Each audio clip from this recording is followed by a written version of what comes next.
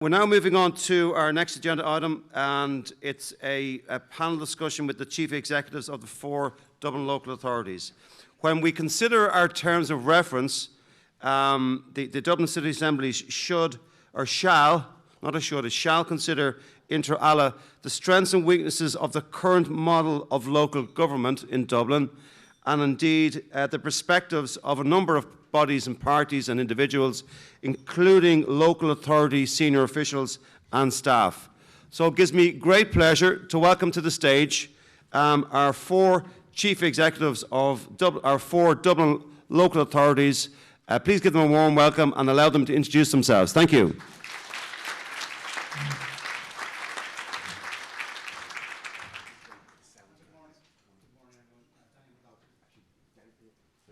Thanks, Danny. Yeah.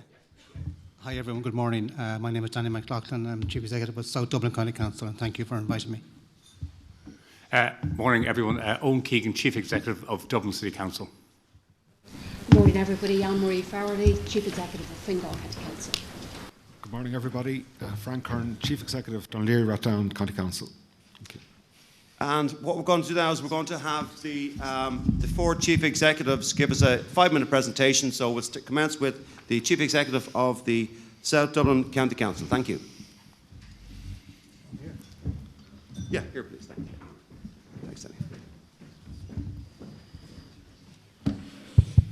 Hi and good morning again. I wasn't quite sure what to say today, but this morning I've kind of influenced how I'm going to go about this in terms of how useful or not we are as a local government. So South Dublin is south of the Liffey is why it's called South Dublin, 223 square kilometres, 280,000 people, perhaps closer to 300,000 people at this point in time, 106,000 homes, 7,000 businesses. The local authority, I suppose, predominantly is urban in nature, so that 223 square miles, that's 1,350 people per square kilometre. It's interesting to understand that because in Meath, the next door, it's 83. In my county, Roscommon, it's 25. So that density of population is a significant consideration in terms of local government services. Just to understand South Dublin, back in the 60s, when the growth of Dublin City was being considered, a report was produced around the development of 4 new towns on the edge of Dublin: Tallaght, Clondalkin, Lucan and Blanchardstown. So 3 of them are in South Dublin. To understand that in real terms, in 1961, the population of Tallaght was 1,500. Today it's 80,000.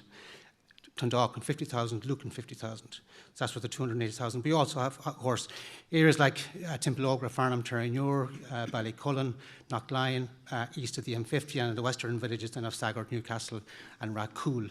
In terms of what we do, in simple terms, we look after 300,000 people every day with a whole range of services, over 1,000 services, as you heard. We also are laying out the welcome mat and repairing services for another 150,000 people across development lands in the county. In simple terms, that's what we do. Just to bring it back to understandable stuff, I'm going to look at housing, employment and quality of life issues. So in housing terms, as I said, there's 106,000 houses in Dublin. We're mandated through our development plan to produce and help produce 2,000 houses per year over the next 6 years. 6,500 homes of those 12,000 will be produced by South Dublin County Council as social and affordable homes.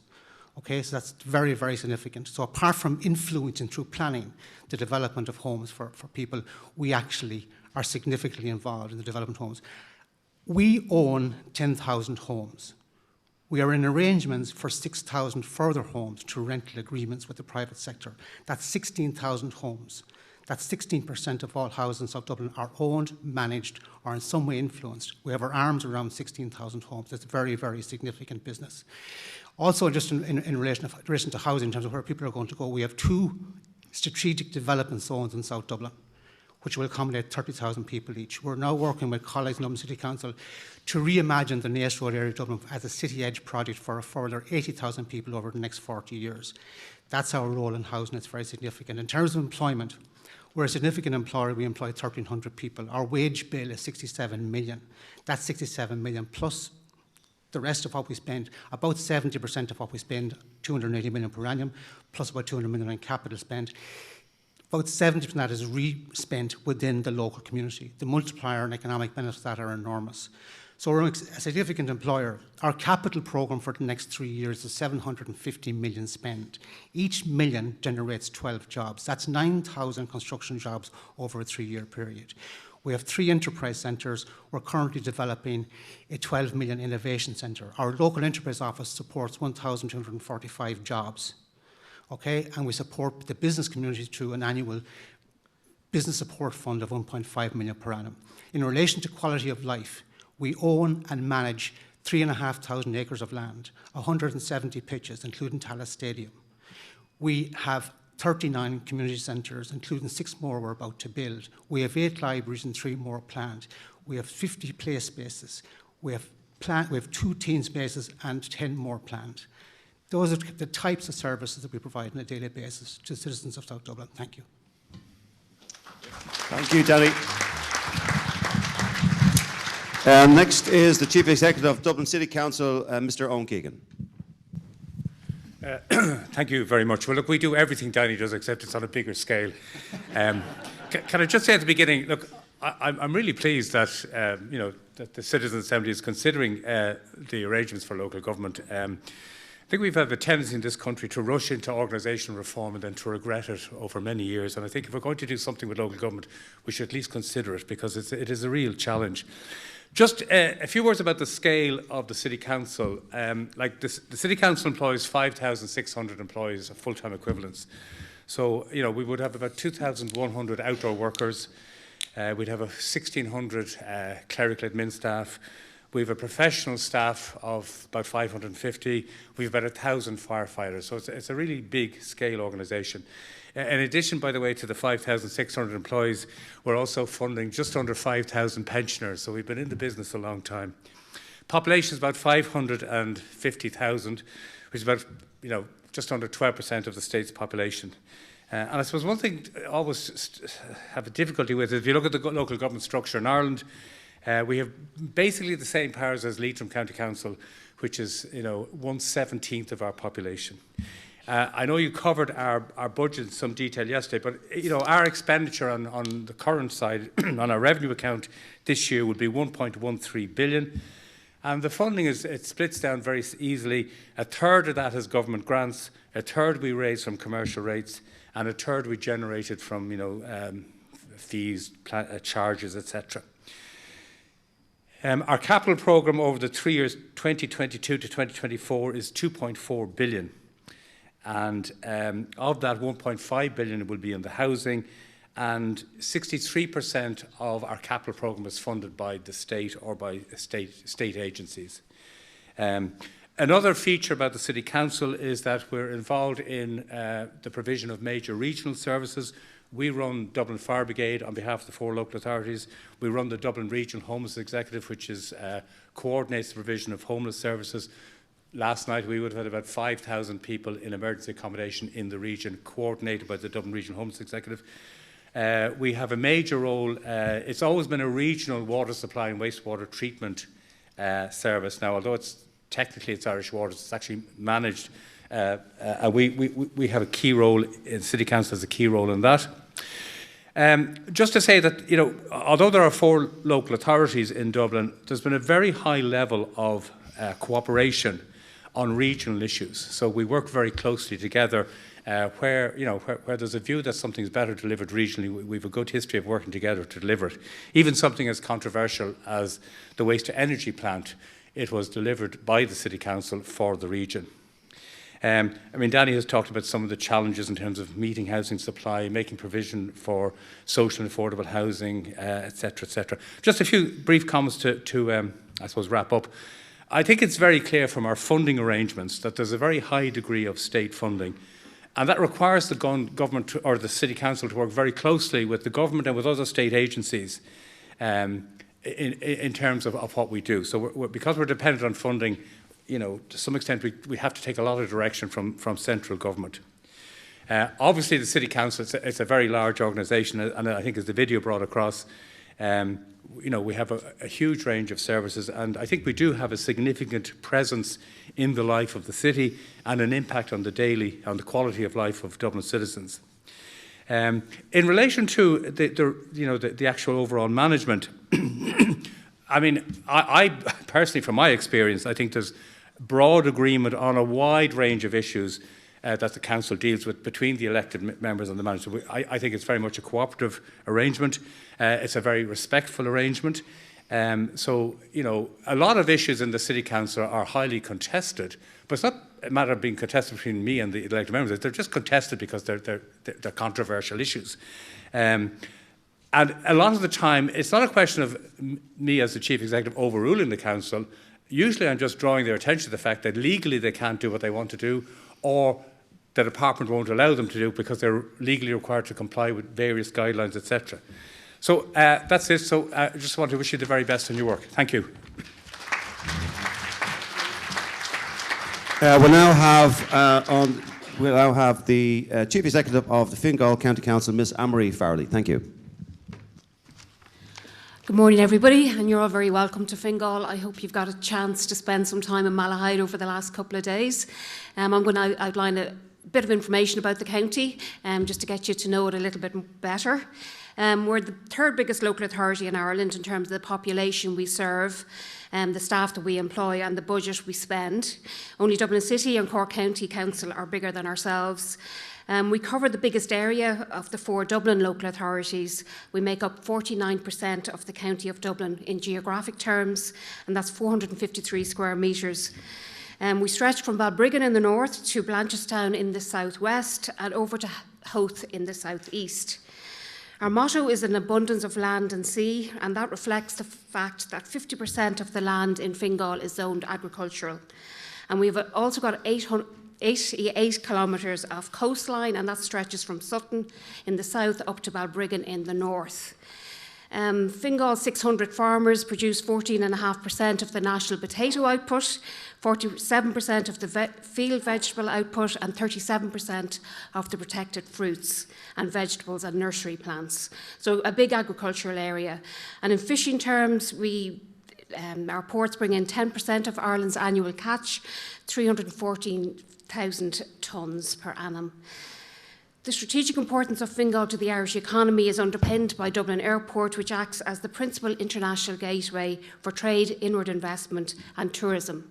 And of course, aviation is a major employer in Fingal, along with the life science sector. Making Fingal a good place to do business has been a priority for the Council, and we've pioneered a successful cross-departmental approach in helping Indigenous and foreign direct investment businesses establish within the county. The Dublin Enterprise Zone, which is bordered by the M50, the M2 and the M3, has developed through the support of the Council over the last 2 decades into a nationally significant economic area with 20 business parks containing approximately 1,100 business premises and providing over 19,500 jobs in a mix of FDI and Indigenous companies. We also have a rich heritage, captivating coastline and assorted attractions, which has attracted a tourism industry into Fingal, which supports 17,500 jobs and is worth in the region of 650 million annually to the local economy. We're a unique mix of urban, suburban, rural and coastal, and we have the fastest growing population in Ireland according to the 2016 census, and we're also the youngest. It's a county of contrast, with Balbriggan having the population with the youngest average age in Ireland, while Malahide has the 3rd oldest population in towns with a population over 10,000. We're Fingal focused, we act quickly and decisively for the good of communities we serve. Balbriggan, as an example, has seen a population explosion in recent years, but the town's infrastructure is playing catch up. We're now leading an ambitious €50 million investment programme to rejuvenate the town with 8 major projects which are due to be completed by 2027. However, it's not just about public realm improvements in Balbriggan. There's 96 different objectives designed to improve the local economy, people's skill sets, community integration and the safety of the population. We're Fingal focused with a mission to be vibrant, outward-looking, well-run council that shows leadership and embraces the diversity and opportunity that the county brings. And our vision is to make Fingal a great place to live, work, visit and do business. Having councillors from Fingal making decisions that affect the people of Fingal is something that the people of Fingal identify with. A recent Red Sea survey showed that among residents who expressed an opinion, the majority trust local councillors and council officials to make decisions on how local services are provided in the area. It's a trust well placed because since 1994, councillors and officials have worked together to develop Fingal and ensure the phenomenal growth of the county has been managed in a prudent way. We started with 24 councillors in 1994 and we now have 40, made up of 25 men and 15 women. And there's an excellent working relationship between the executive and the elected members. The current council was elected in May 2019 and has made 276 separate decisions over the past 3 years, some of which have been nationally significant.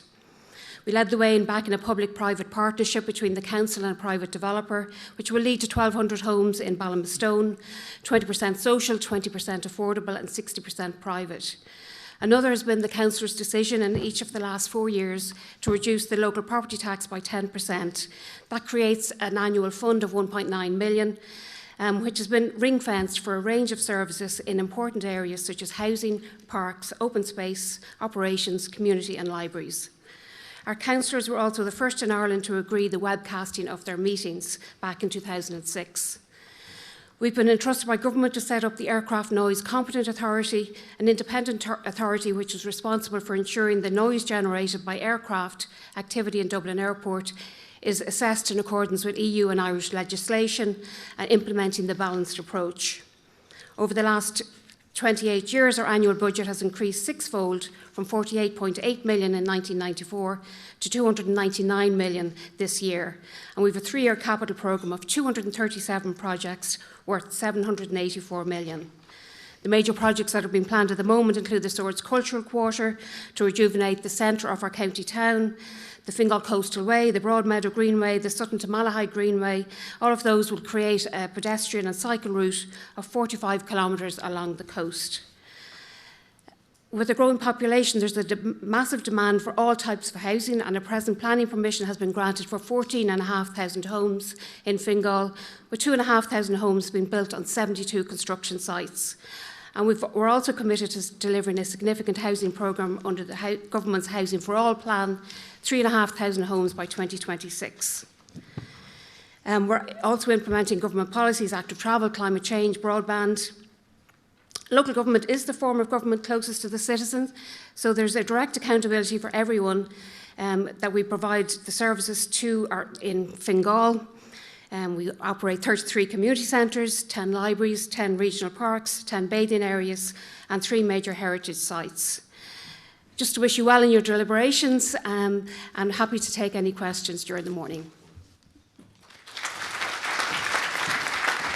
Thank you, Anne-Marie. And finally, we have the Chief Executive of Dún Laoghaire, Rathdown, Mr. Frank Curran. Thank you.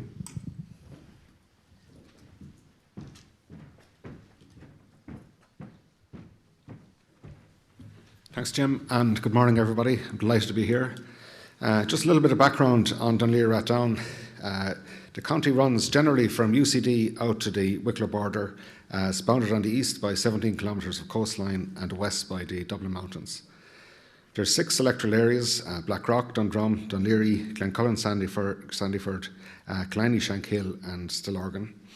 And it's a vibrant community. It's focused across a necklace of villages, each with its own strong identity, such as Dalkey, Foxrock, Monkstown, Redfarnham, Shankill and Stepaside.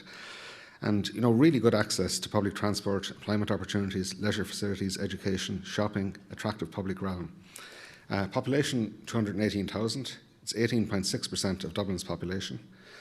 95% of people currently in employment, mainly in the Sandyford Business District and the larger towns of Dún Laoghaire and Stillorgan, etc.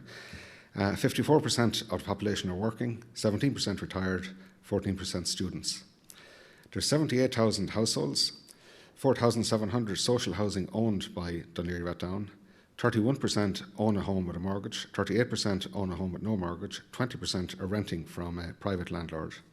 It's 48% male, 52% female. And there's 40 councillors from the 6 electoral areas. And generally, as you heard, the councillors are involved in developing policy, the corporate plan, the county development plan, the annual budget, the commercial rates, Us, the executive, are involved in delivering those policies, in daily operational decisions, planning decisions, budgetary controls, housing allocations. But it's very much a partnership approach. The budget is 213 million annually. It's a revenue budget. It'll be the same again, if not more, in terms of capital. 1,100 staff. And there are 6 what are called strategic policy committees that assist the councillors in formulating policy. There's one in terms of housing, economic development and enterprise, community culture and well-being, planning and citizen engagement, environment and climate action, and transport and marine. And we've set out in our corporate plan our 4 main roles. One is delivering services, which you've heard all about in terms of roads, traffic, water, housing, parks, libraries, arts, tourism, street sweeping, community and enterprise, emergency services, and you've seen the list there in the videos. And we're always trying to improve this, the service that we provide, using customer relationship management software. We have a one-stop shop now for customers that will deal with as much of their business as possible at this single point of contact. We're continuously trying to improve that. Secondly, we're a provider and facilitator of infrastructure. So there's major infrastructure like the M50, the Kiltern and Glenamuck Road, which will be starting now shortly. So we work with TII, Irish Water, National Transport Authority all the time. And then, of course, there's a social infrastructure, the likes of the Lexicon Library, DLR Baths, and various different projects that are coming on. Thirdly, our role is implementing policy, and I'll come back to that shortly. And finally, then, facilitating economic and community development. And that's a lot of collaborative work with the IDA, Enterprise Ireland, partnership companies, HSE, the LCDC that we mentioned earlier, the Public Participation Network, etc.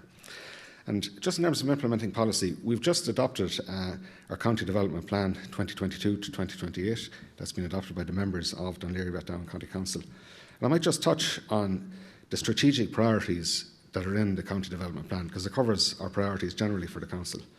First one is to develop a climate resilient county. And there's a lot of policies in there in terms of green infrastructure. There's a biodiversity action plan. But we have exceeded over the last number of years our targets on energy and buildings. All our fleet, where possible, is electric fleet. All our lights are LED lights. We have a very comprehensive programme of active travel. Like there's a new cycle track recently between Sandy Cove and Booterstown. But there's active travel for schools. There's an east-west connector. There's a lot of activity in the whole cycling and walking area over the next number of years. And we're energy retrofitting all our council housing stock up to B2 or cost optimal. Second one is a compact and connected county. So we've allowed in the development plan for 20,000 new housing units. So that'll be in the existing built-up areas in Blackrock and Nutgrove and Dundrum, but also in new areas along transport corridors. For instance, along the Lewis, we'll have Cherrywood, which is an SDZ.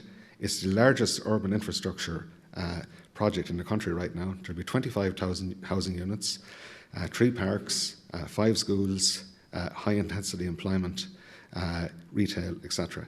So a huge project, again, along the Lewis. Along the Dart line, there's a new Dart station proposed for Woodbrook. Again, significant housing built around that. And of course, social and affordable housing are a big part of that. We'll have at least 2,000 social units and 1,500 affordable over the next 5 years. The scheme starting in Shangana shortly in partnership with the Land Development Agency. 600 mixed tenure development, 200 social, 100 affordable, 300 cost rental. And the third one is a network of livable towns and villages. This is one of our strategic priorities because we've seen during COVID how people appreciate their towns more. People will walk into town, they want an experience, so the public realm is improved all the time. The fourth one is a healthy and inclusive county. We're looking at this 10-minute settlement concept, where access to day-to-day needs, schools, employment, recreation and services within 10 minutes of their home by public transport or walking, etc. And a lot of work goes into recreation, outdoor pitches, parks, beaches, and that leads to a healthier lifestyle. And the final one then is a vibrant economic county. So a lot of focus on the likes of Sandyford, where there's 1,000 companies now, there's 13 Fortune 500 companies, 26,000 employees, and similarly with Cherrywood, really strong, high-intensity employment coming through there. And we're linking very closely to UCD and IADT in terms of access to research, etc. So that kind of success in the economy is involved in making the county work for all. We do that by working through those strategic outcomes that I mentioned, creating a livable, sustainable, climate-resilient county that's primed for economic growth. Thank you. Thank you, Chair. Thank you, Frank.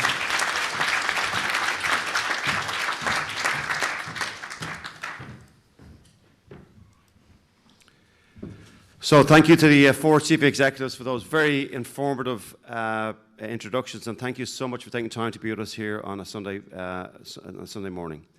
Now we have a question and answers, so I shall open up questions to the floor, and the first one we'll take is from table number 4.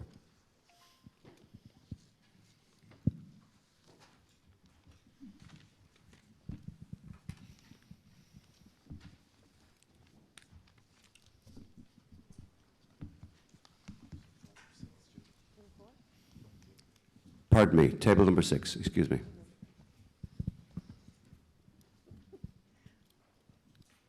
And then 5, then 3. Great, thank you very much. I suppose the question I would have is, and thank you all of you, it's really interesting to see what the other, I'd be familiar with Laoighre, Rathdown, but it's interesting to see what's happening in the other local authorities as well. And I suppose really it's the question I would have relates to the fact that there are 4 local authorities, and I do know you work well together, and one project I'm personally proud of, it's still ongoing, is the Sutton to Sandy Cove cycle route, which has three counties along the bay, working together on that. But I suppose the question I would really have is, if we have a directly elected mayor coming in, how would that fit in with the executive? You're talking at the moment 4 directors of finance, 4 city or county architects, 4 librarians, city or county librarians, director of municipal services who would oversee engineers in relation to roads, horticulture in relation to parks, all of that. And how would you see someone coming in who, from what I can see, would be elected by the people but would have executive powers? How would that work with all of you and your staff? And that's one issue I could see maybe a problem with if there was a directly elected mayor in the future. Thanks. Okay, it's a slightly off beam, but if any of the chief executives would like to give your thoughts on that. Well, yeah, I think the question presupposes, I think, that there would be a direct elected mayor covering the whole of County Dublin. I'm not sure that's where you're at just yet, but I mean, I would urge you, I think, not that I'm in a position to urge you to do anything, but discount any issues around chief executives or heads of finance and that. Consider the direct elected mayor on its own, just in terms of what that might do or might not do. And I think the rest will follow. I think you've got to look at it from the point of view of enhancing democracy, from the point of view of what that office of direct elected mayor might do in whatever geographical context, whether it's for the city, for each local authority, overall, overarching, regional mayor, whatever you're to consider. Consider that in the context of enhanced democracy and leave the other bits out.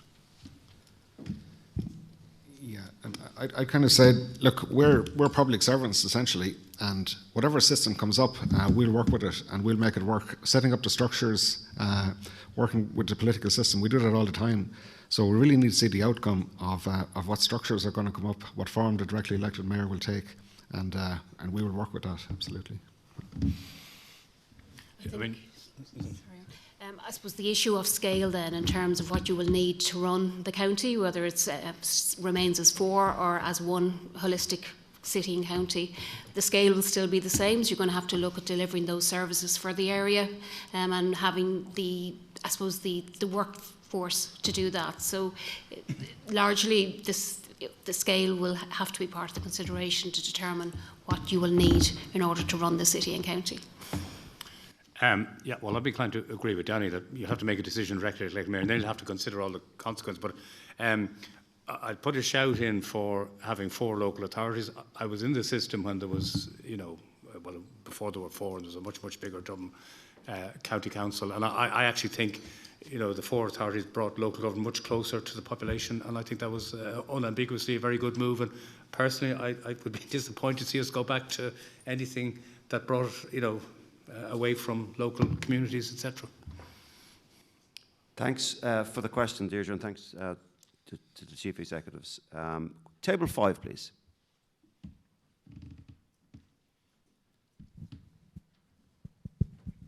Thanks very much, and thanks to the 4 of you for your presentations. And one quick comment I want to make is, I've sensed a very clear shift in sentiment in the room over the last 24 hours away from people and actors-centred approach to talk about structures. And I know from my own experience, certainly working with Danny, he is a very committed public servant, but he works inside a set of structures. And ultimately, our discussion today shouldn't centre on the actors, but on the structures within which they operate. So I guess my question follows from that, which is, I would love to hear about what the coordination between the 4 local authorities looks like at the moment. Is that essentially around the provision and delivery of services, or is there another element to it in terms of strategic vision, taking the policies that have been developed by elected members and applying that to the county? I was struck by something Owen said about coordinating something on behalf of the region. That's something I'd like to learn more about. I think it's related to the point Deirdre was making, but is very much consistent with what you've said, which is we work inside the structures that are there. I don't know what exists at the moment in terms of that coordination. Yeah, well, I mean, on a lot of areas, I mean, there are guidelines that are prepared on a regional, we do regional planning guidelines, retail strategy. So in terms of ensuring that the 4 entities work within a consistent framework, particularly for physical planning, that's provided for. On a more day-to-day, we meet regularly to discuss all issues. First of all our shared services are kind of, while they're nominally managed by the City Council, it's done with the agreement of the 4 chief executives, so that's important. But also everything that's coming to the local government system, we would generally have a broadly consistent approach to how we'll apply it in our own local authorities, and that's something we just meet regularly to coordinate our response. I mean, I'm not aware of any kind of boundary issues or where we're all fighting for it. I mean, it doesn't matter to me. It's like if a major industrial development goes to Fingal or South Dublin or Dún Laoghaire, that's the gain for the region. Like, it's a completely integrated economy, and that's the way I see it, and I think that's the way we operate. That, we're not fighting or competing for. We're all part of one region, and we work together for the overall benefit of that region. Just to look, I mean, what Owen said, probably not understood greatly, and I can understand why to a certain extent it's pretty boring stuff, but water services, waste services, these sort of regional-based services are planned regionally and delivered regionally. We have a regional development plan that not just covers Dublin, but also covers parts of Wicklow, of North Wicklow, and parts of East Meath, and parts right up into Swords. So there's a regional development strategy for the Dublin metropolitan region that we have to operate within. And as Owen says, South Dublin County Council owns a 1,000-acre business park. We don't go sort of making demands that people from South Dublin work on it. It's for Dublin. And it's the largest industrial park or business park in the country. So Dublin is Dublin, and a Dublin address is a Dublin address, and we don't start fluting around between one another to see who can get one up my ship or any of that sort of carry on. It's pretty much a Dublin-based approach. Yeah, and I think as the newest chief executive, that sort of informal contact that we have really helps as well, because when we're looking at a housing issue, for instance, for the supply of social and affordable housing, it's the same issues we have around leasing, around construction, cost inflation, around PPPs. So we meet on a regular basis to discuss the issues and plan it out. There's an issue right now with emergency accommodation for Ukrainians, that we have a coordinated approach between the 4 local authorities to deal with that as best we can. So that's sort of informal context, and you have it not just with housing, you have it with roads, with traffic, etc. And I think there's some very good informal networks between the 4 local authorities. Just to make the point, I suppose we're all going through our county development plan process at the moment, and I know there was a question earlier about it. But one of our key roles is to make sure that our own local plans and strategies are consistent with the regional needs, working through the plans from a national to a regional to a local level, and making sure there's consistency there so that the needs of the region can be met both in social and economic terms. Thanks for that. Really good discussion at the moment. So we're going to go to table 3, 11, 8, 4 and then 1. I am conscious that of our 7 guiding principles that we have equality of voice amongst the group. So 85% of the Citizens Assembly is made up of the 67 randomly selected members, public members living in the city of Dublin County. So I want to hear from you next, please. The next 2 questions, please, from the 67 randomly selected citizens. So table 3, 11, 8, 4, 1. Okay, so then we move on to table 11. We'll come back to you, Madeleine. Thank you. Hi, Marie Quill's my name. I too remember what it was like when we had 2 local authorities, and it was unwieldy. But my question would it not be time to break up Dublin City and amalgamate it into the county? So instead of having 4 local authorities, you'd have 3. And each local authority would be equitable. It would have a bit of city, a bit of county. It could be north, south and west. That's it. That's my question. Thank you.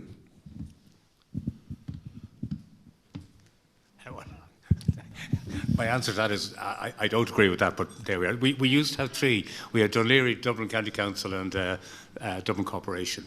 And I just think 4 and the way it's done at the moment. I mean, okay, Dublin is still is bigger, but you know, at the rate of growth in Fingal and South Dublin, they'll deal with that over time. So.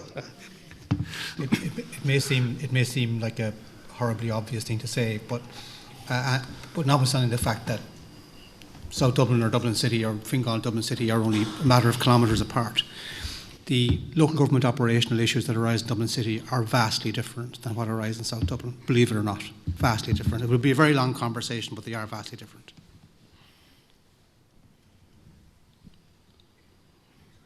Okay, thank you. On to question 8, please, and again from a 1 to 67 randomly selected citizens. That's Lorraine, is it? Okay, so we need to go on. We'll go back to you, Lorraine. On to table 4, please. Thanks very much. Sorry, Lorraine, we will come back. Table 4, please. Hi, Brian Murphy is my name. I would be one of the older members of the general public here, and delighted to be here this morning. I look on the job that we have to do here as possibly recommending that Dublin get a directly elected mayor. I would hope that if we do, that guy is elected, that he runs the city as it should be run, as a business should be run, with efficiencies at all levels. And if I couldn't, or that business couldn't provide those services, then they would outsource it to an efficient company. That's one issue. The other issue is budgets, and it applies to the councils. It also applies to government departments, where the budget at the end of the year is decided based on what had happened spent the previous year. And as the year goes on, when that money is not being spent, it is, in my opinion, frittered away so that they hold on to the same level of money the following year. I think this is totally inefficient. On the question of the efficiencies of people right down the line, in the earlier film, a lady mentioned the local council guys, sure, their job is guaranteed whether they work or not. I'll give you one little example. I moved into an area here about 5 minutes away from here in Concealy about 5 years ago. There was a dead tree in the grass verge outside my house. I made 6 phone calls to Fingal County Council. I got 5 replies to say that it would be done the following week, following month, and then eventually, after 2.5 years, 5 guys arrived to plant a tree no bigger than that camera there. That's inefficient in the extreme. The guy next door to me has a tree outside his house which has been decided that it should come down. He parks a van outside this tree every day. He has moved it 17 times, expecting the local Fingal County Council to come and remove the tree. It hasn't happened. If this new Lord Mayor comes in, I would urge him, get rid of the slackers, make it more efficient at the bottom level, where the general public can see these people doing their job on the ground. And we won't go back to the old Dublin adage of 4 men looking into a hole, one of them breastfeeding a shovel. That sort of thing should be dead and gone in this day and age. Thank you.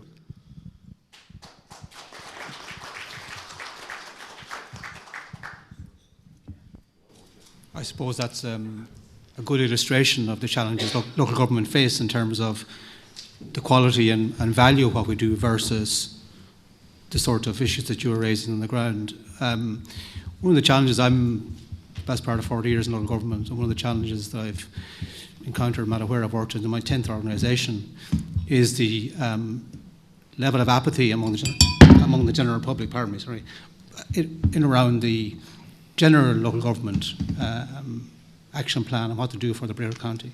There'll always be day-to-day problems, and that they have to be dealt with. Well, I just ask you to take on board the positive things that your local authority do, as well as the bad experience with the tree. Unfortunately, whether it's Irish culture or background in Hall's Pictorial Weekly or whatever it is, we tend to focus on the 1%. That's a great pity, because local government in this country does fantastic work. I got 5 minutes this morning. My annual staff talk, I've never done it in less than an hour. I only cover 1 year. 1 year.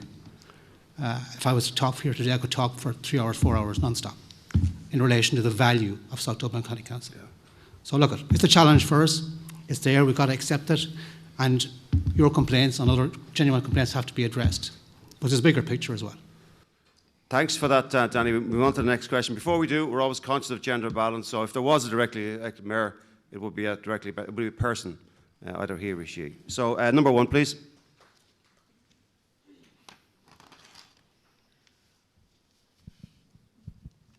Hi, Stephen's my name. First, I'd like to thank you all for coming today, because it kind of speaks to my question to a certain degree. And I'd also like to say that I actually do think the councils do a lot of good work, and that I think there's a lot of good being done. I suppose my question goes to when things go wrong, or when there's room for improvements, and it kind of comes to accountability. And I just wondered if you could each speak to how appropriate you feel it is, the level of power that's invested in your roles in the executive and from central government. And I suppose I'm also looking at it from perspective of that in relation to how much can we as citizens expect change from our directly elected councillors when the power imbalance seems to lie within the councils more generally? Just because I'll go first, because it seems to be going this way. Just to understand that there was reference to this morning. We operate within a very rule-based, regulatory-based system. We do not override the decisions of council, but we cannot carry out an instruction that's effectively illegal. And no local authority can undertake any action, any business that's illegal. We must act within a strict legal code. So therefore, it's very rule-based.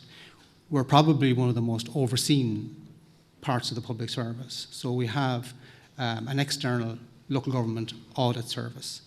We have an internal audit committee made up of external members and internal members. We're the only sector in the country that reports to a specific body called NOAC, and we have 41 local performance indicators. That doesn't happen in education, in welfare, in policing, in prisons, and nothing. Okay? We're also subject to FOI, and we're subject to GDPR, and all of our meetings, all of our business is conducted in public. So therefore, this notion that local government isn't transparent is completely at odds with the legal framework we operate within the governance system we operate within, and within the public, open, transparent system in which we make decisions. It's a misnomer completely. My question more about accountability to the citizens. That all speaks to accountability. Everything I've just said speaks to accountability, because decisions get made in the public. All major decisions of council are made in open session at public meetings. Okay, thank you, Danny. I just need to move on now to other questions. Could I please ask the people posing the questions, keep them tacit, nice and on point, and again, from the chief executives, please keep your answers on point, please. I want one more citizen. Next is table 3. Then we go back to the councillors. So on table 3, was there any? Then we're on to table, I'll come back to you next, Madeleine, table 8. I know you have a question, Lorraine. Did you have another question at table 8? You did, indeed, yeah, please, over to you. And then we'll come back to Madeleine, then Lorraine. So, of the 4 councils, you say you don't compete, but if rates are such a large part of the funding, third of your funding comes from rates, is there ever competition with giving those permissions to larger businesses, maybe foreign direct investment, that want to come and base here in Dublin? How do you divvy that up amongst, do they all want to come to the city, or do they want to go out to Fingal, considering the population diversity in the Thank you. I think our biggest strength is that we're a city region. So in economic development terms, you're going to have people attracted to the city region. And then as a factor of geography, do they need to be located to the airport, to the port, or to the city and the high population areas, or indeed our third level institutes. So it balances because we are a city region and we're competing internationally rather than nationally mostly for economic development. So do they come to you and say, do you suggest places that they can base themselves, or do they come to you saying we want to be based in those areas? Is it collaborative in that way, or who starts off that conversation? So we promote ourselves as a city region firstly, the likes of Smart Dublin and other initiatives which are basically talking about the strengths that we have, and then typically the investor decides their own site where they want to locate, and that depends on a lot of factors. But as we work to regional planning, you'll find that the zoned land for economic development suits the area. There's quite a balancing approach because of the approach we take in planning terms, but also in terms of how we promote ourselves as a region. Yeah, and if I could just come in there, we don't compete with each other in terms of rates either. That never happens. And, I've worked in a number of local authorities right around the country. It's not the way economic development happens. We work on a coordinated approach. As Anne-Marie said, we have our own economic development units. We develop, I mentioned Sandyford earlier, we developed that in Laoighre, Rathdown. But when it comes to foreign direct investment and working with the IDA and Enterprise Ireland and their local enterprise office, this thing about competing with each other for rates, it just doesn't happen. Thank you. We now move to Madeleine, please, table 3. We have 10 minutes left. Again, please keep the questions and the answers on point. Thank you. Madeleine, then Lorraine, then table 9 and 2. Thanks. Madeleine Johansson, South Dublin County Councillor. So we've been asked to examine the strengths and weaknesses of local government, and we have heard over the last couple of days that councillors are in charge of the policy making of the local authorities. So I just have a question. This is primarily done through the strategic policy committees. However, my experience is that those meetings only take place once a quarter for an hour and a half and consist primarily of presentations by the staff of the council.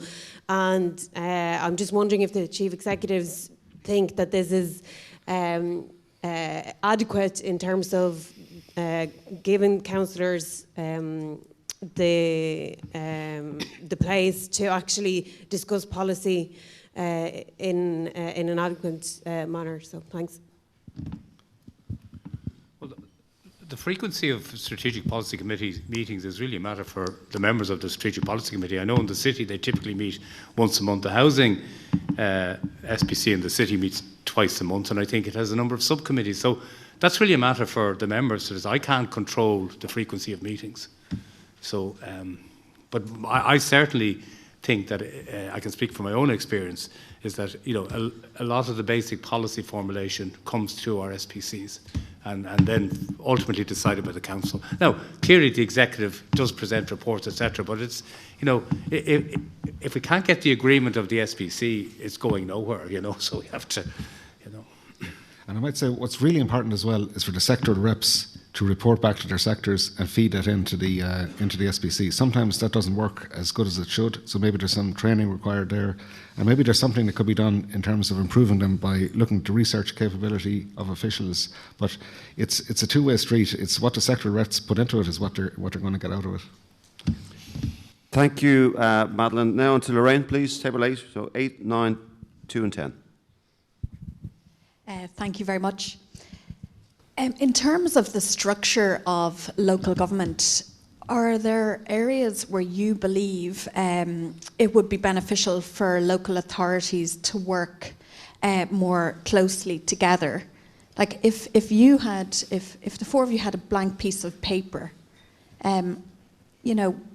what are there areas where you new areas or new ways that you feel it would be beneficial for the four local authorities to work together? Thank you. Sorry, did you say new areas or existing areas? New. Yeah, well, look, I'm not sure if you've covered this already, but local government in Ireland has got one of the narrowest range of functions of any of our fellow Western democracies. And certainly, I'm sure we'd love to take on board additional powers in relation to police, in relation to transportation, in relation to welfare, in relation to early childhood education. There's a whole range of things that we would love to, and we've all discussed them over 30, 40, 50 years in this country.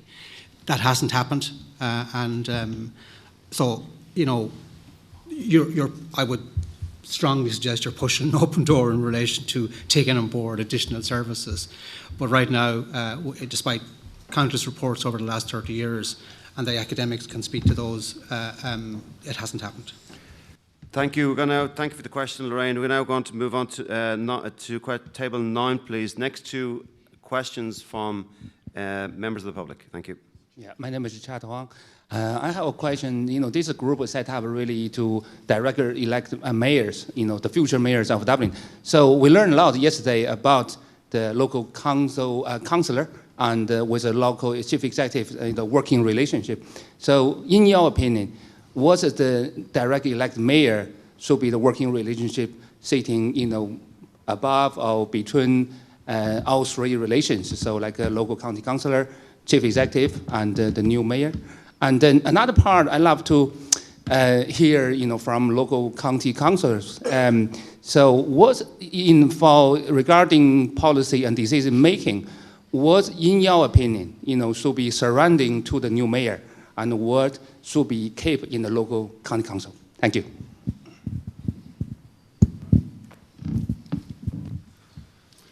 I'm not sure we're allowed. I think maybe I think in a general way, and I suppose a lot of the questions are feeding into this comment, what we're talking about here is how to make Dublin a better place, how to make our counties a better place. And I know an example was given of an operational issue where there was a poor service.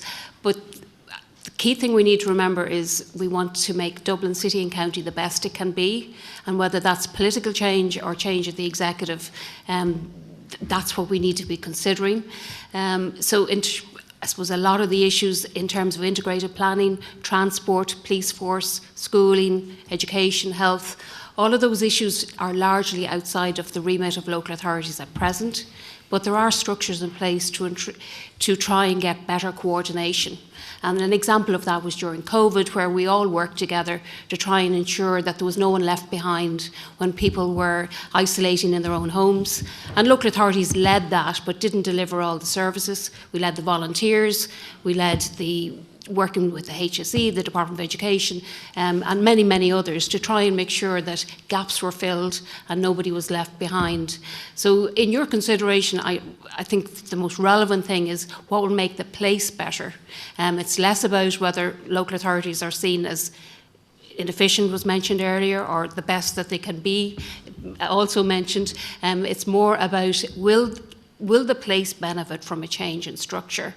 And one example I would give you in terms of powers coming from national to local is in the area of active travel, where there has been quite a change at government level in the last couple of years, where we're now, all of us, working to deliver more active travel in our counties, funded by government, but where we have control over what projects get priority. And that control rests with our councillors, who determine, you know, what the work programme is going to be in a particular year. And it ultimately will get your integrated active travel across the city and county. So there's different ways of achieving the same thing, but I would ask you to always bear in mind what will make it, the city and county, a better place, whether it's a directly elected mayor, 1 or 4. I'd say in the case of Fingal, for example, just to compare us to Limerick, we're bigger than Limerick City and County in terms of population, in terms of budget, in terms of economic activity.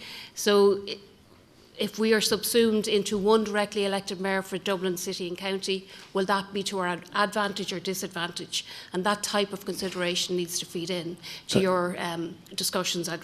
Thanks, Anne-Marie. Thanks for that. Again, we've got 3 minutes to run. We've got 4 questions, so please, on point. Question 2, table 2, and again from a member of the public.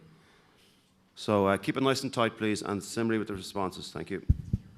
Hi, I'm Kieran from Swords. I just noticed from the film the disconnect between the the public. And one of the examples I can just remember pre-pandemic, your predecessor, I think it was Mayor Flavin and Executive Paul Reid, was a bylaw that was brought in with very poor public consultation, and it caused an awful lot of problems to do with the dog off-leash ban, and when the problems with the parks was bins and antisocial behaviour. Now, literally last year, the bins all of a sudden arrived. But I'm just wondering, is this sort of poor consultation going to get worse with a directly elected mayor? Or that's basically my point. Yeah, I don't think so. You know, consultation is improving all the time on how we do it. And Marie mentioned the active travel, and we're consulting very early now on all the active travel schemes in terms of schools, what we do in the States, and it is bearing fruition. So, you know, consult early, consult often. It does help, and I think we're all moving in that direction anyway. So I don't think it'll be affected by a directly elected mayor. I think that type of consultation is going to increase. And we mentioned earlier the public participation networks and local community development companies. They're all in place at the moment now. So that enhances the consultation. Thanks, Frank. Move to table 10, please, now. So we're back to either a councillor or member of the public. Sorry about that. By the way, quick comment to the answer given to the gentleman at table 4 earlier.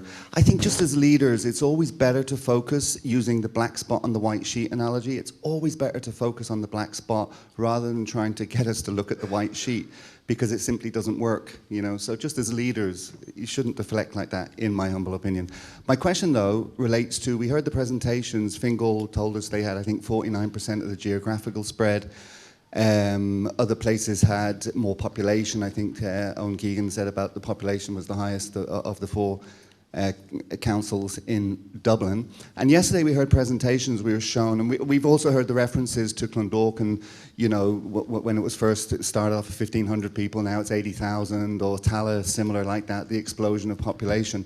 So I'm just wondering, because yesterday we saw that Denmark is like really focused on local authority and having power and having budgets and all that kind of thing. And Ireland, I think, was bottom of the list, or second bottom. I think Moldova was the only one who had more central kind of influence than Dublin does.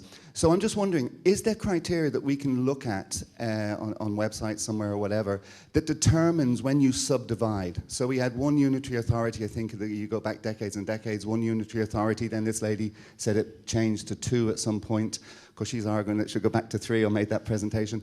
But for better local engagement, just like central government, it's very hard for people to connect with it because they deal with the whole country. So for better local engagement, the more you subdivide as populations grow, etc., the more you connect, the people can connect with the local people. So is there criteria, whether it's geographical size, whether it's population, whether it's budgets, etc., is there criteria that determines when another subdivision should take place so as that local connect is even stronger? Thank you.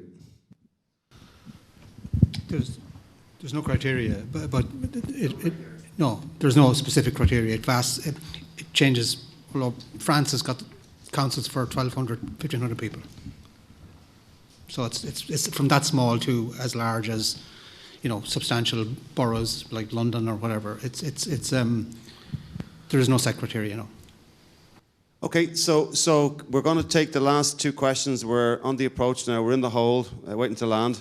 So we're going to take question 4 and 7 combined, please. So question 4 and 7, and then I'll ask each of the executives to make a response to these 2 questions combined.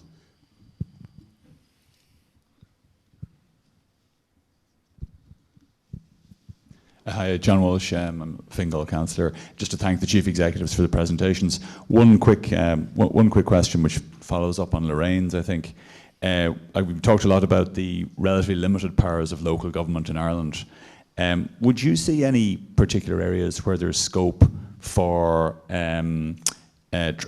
powers or functions to be transferred from national to local level, or functions that could be more usefully or easily conducted at local level, if you were to pick 1 or 2 areas? Really good question, John. Do we have a question from table 7? And that's we'll combine both of them. Thank you. Yeah, I think my question actually kind of ties in quite well. I was going to ask if there was one thing you could change about the structure of local government currently, what would it be and how would you change it?